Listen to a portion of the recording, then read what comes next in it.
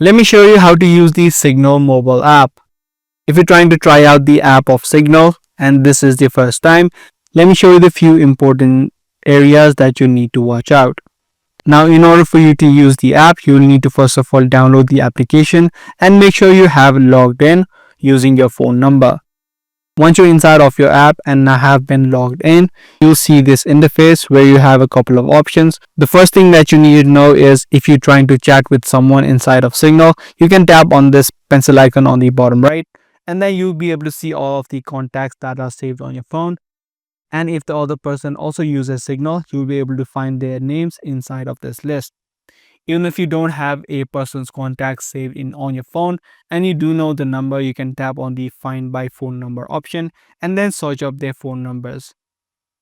Also, you can use their usernames if you do know their usernames, and also scan the QR code to find their profiles. Now, once you're inside of a chat section, you can type in regular messages, send in emojis and voice messages as well. And then you can tap on the plus icon on the bottom right to send in files, locations, or contacts to the other person that you're chatting to. Inside of your personal chat, you can tap on the three-dotted line on the top right.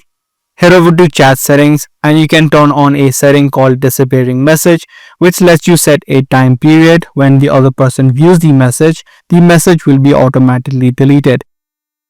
On the chat section again, you can create a group as well. If you're trying to chat with a lot of people, you can tap on the new group option and then select a few people that you want inside of a group.